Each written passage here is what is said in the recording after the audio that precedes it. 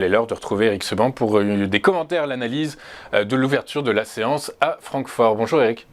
Bonjour. Bonjour, vous m'entendez bien Eric? Ça va. Merci. Ok, parfait.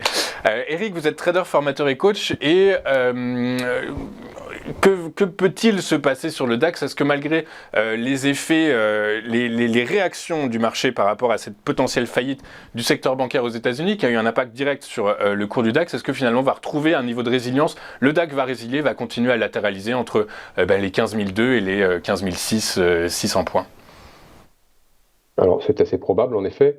Donc, vous l'avez dit, on a eu un événement qui a fait baisser le marché, très bien. Bon, il fallait ça de toute façon pour déclencher quelque chose, puisqu'on était un peu en apesanteur. Et je vous disais la semaine dernière que, sur le plan de la théorie Fertis, compte tenu du fait que le DAX latéralise depuis longtemps, début février, puis avant ça, mi-janvier jusqu'à fin janvier, pardon, eh bien, si on ne sortait pas d'un côté ou de l'autre, il ne se passerait pas grand-chose de nouveau. En tout cas, on n'aurait pas de nouvelle indication qui nous permettrait d'établir d'autres scénarios.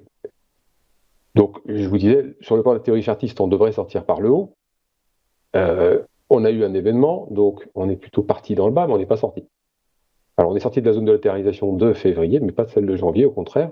On s'est arrêté pile poil sur le bas de la zone de latéralisation de janvier et on a rebondi fortement. Alors, il y avait la théorie de Chartis, et je vous disais, il faut aussi, surtout même, analyser le contexte. Et parmi les éléments de contexte, il y avait notamment ce que je vous dis chaque semaine depuis très longtemps maintenant, à savoir que les gérants sont protégés, donc pas vulnérables, pas pourvoyeurs de baisse, en tout cas pas pourvoyeurs de relais baissier si jamais on en sortait par le bas, parce que protégés, pas pourvoyeurs de hausse non plus, parce que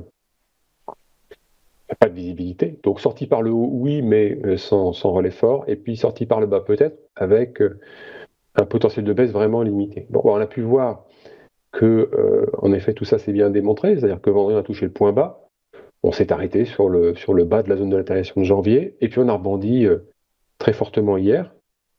Alors maintenant, le DAX, il est un peu à la croisée des chemins, parce que, sans être trop technique, mais je pense que ça, tout le monde comprend, là actuellement c'est une situation de pullback, c'est-à-dire que le DAX a rebondi, mais s'est arrêté juste sous le bas de la zone de latéralisation de février, donc ce qui était un support devient maintenant une résistance potentielle.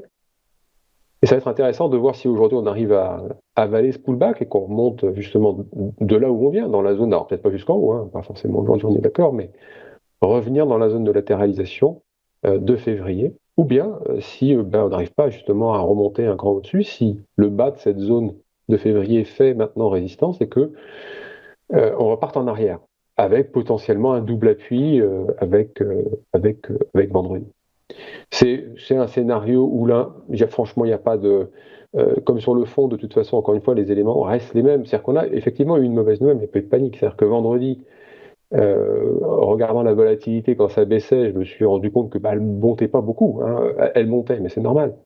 Quand le marché baisse, la volatilité monte. Mais ce n'était pas énorme. C'est plus important sur le CAC que sur le DAX. Bon, pour quelle raison, je ne sais pas.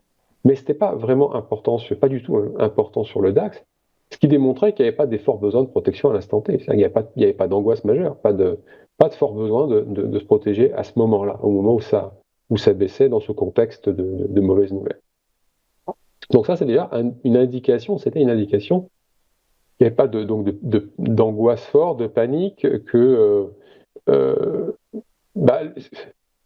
en arrivant vers un support majeur, la probabilité de rebondir était la plus forte. Voilà. Et c'est ce qui s'est passé. C'est ce qui s'est passé dès hier. Alors maintenant, le rebond, il est technique pour commencer. Et puis maintenant, est-ce qu'il va être suivi de plus parce que finalement, est-ce que la faillite de cette banque est un événement majeur? C'est un élément pour l'instant qui est isolé, avec une procédure qu'on connaît, qui suit son cours. Ceux qui avaient de l'argent vont pouvoir la récupérer. Bref, des choses qui sont assez classiques dans le système américain, qui est moins bon que le système français, mais qui, pour l'instant, en tout cas, en 2008, avait déjà bien fait ses preuves pour circonscrire l'incendie, on va dire ça comme ça. Donc, est-ce que c'est un événement profond?